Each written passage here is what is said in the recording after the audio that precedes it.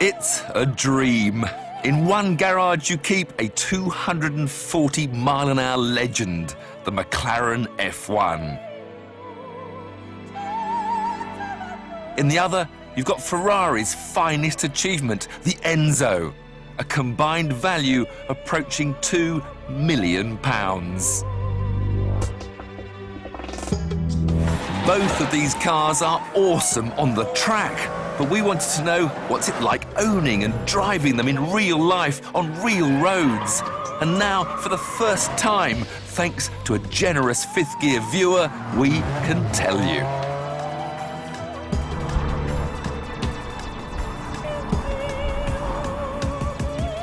Chris Palmer is a self-made man who sees these delicious supercars as investments as much as toys. Probably, for me, they're as good as it gets.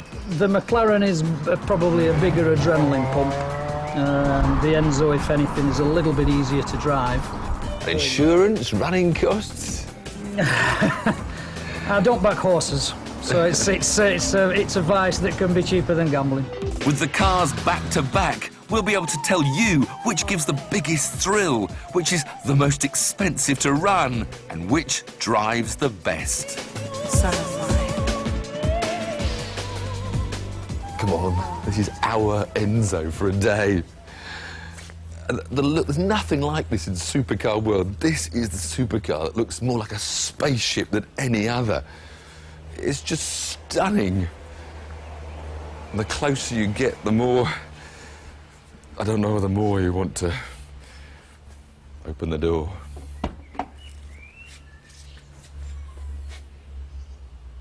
And it just invites you, it beckons you to come. But the contrast is immediate from the stunning exterior to the almost basic functional interior. I mean, look at this hinge, a big alloy chunk of metal that's the door hinge, and I've got windy down windows. No carpet. Spent all that money, no carpets, but you don't care because you see things like race and mode set. Then you see start. Then you see a key.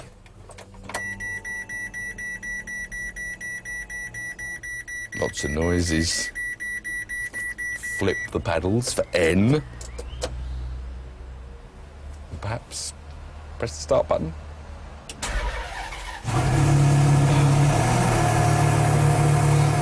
My heartbeat's just got up about 50 beats. And that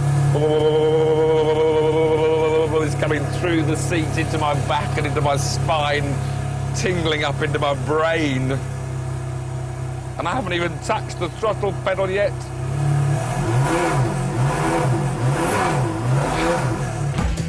It's a car that gives you goosebumps, but the experience is slightly dampened because you know one day, just like the F40 and F50 before it, the Enzo will be replaced, whereas the F1 will exist forever as the Maclaren flagship. Now this, of course, is a race car that's been converted back for use on the road, so it hasn't got all the luxury interior. I've just got to remember how to get into a Maclaren F1.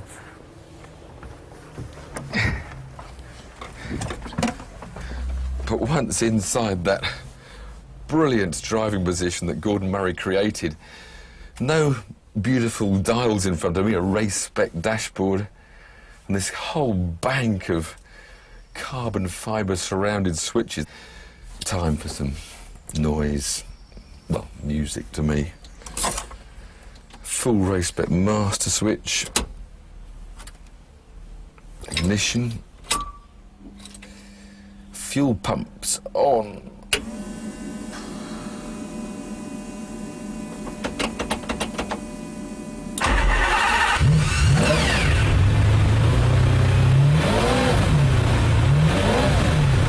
Now, stripped out for race spec, this car has lost like 300 kilos of weight, so it's lost all the sound deadening. So this is not going to be a quiet trickle when you drive the car. In fact, I noticed these headsets, because the only way you can talk to a passenger if you had one is with these.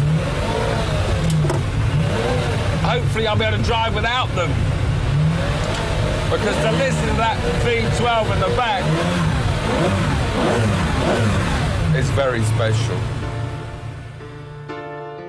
Ferrari recommend the Enzo is serviced every 3,000 miles or 6 months, with the bill coming to between £2,000 and £3,000. A new set of tyres is about £1,000. A 6,000-mile service on a Macleren can cost, and are you sitting down, £30,000. Everything about an F1 is telephone numbers. Even a small tin of touch-up paint costs 75 quid. Then we come to the petrol station. A day with these two resulted in my record ever fill-up.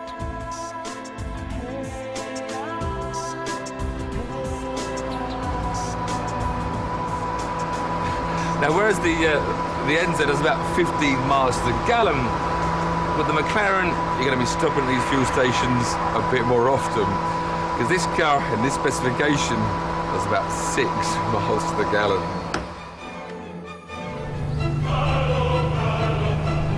How long is that nose and how near is that concrete?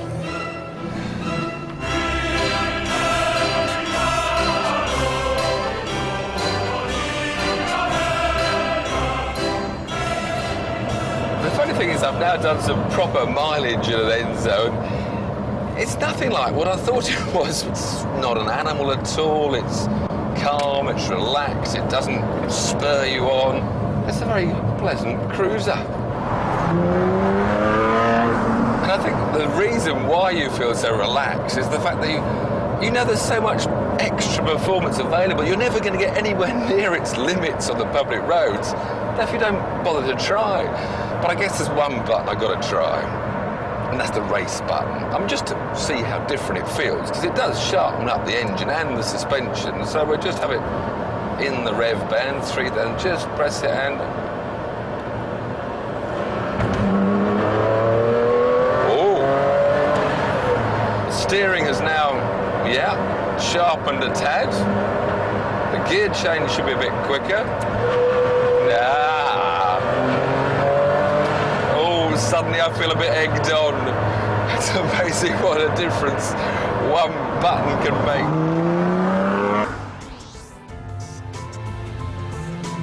Oh my God, it's got no lock. It's got the racing rack, which is faster, and it's got no lock. Oh dear.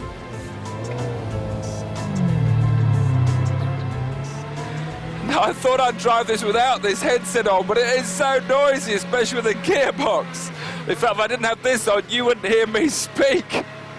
But I have to say, I feel a bit like a fighter pilot taking his F-16 down to the shops. This whole car just is saying, let's go, let's go.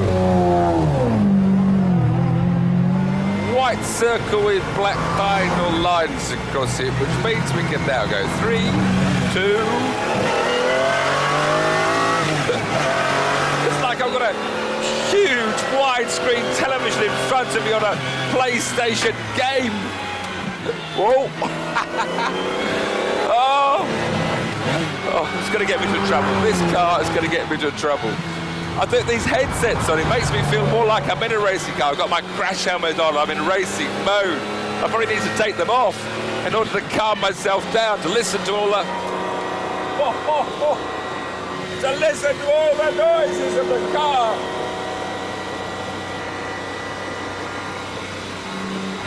Oh my God. But getting back into Macleren is reminding me what supercars should all be about. And it's all about the driving experience. But most of all, it's just this stunning performance.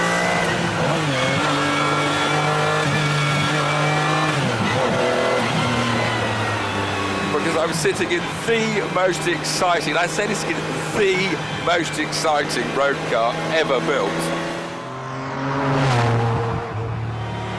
You're still the baby.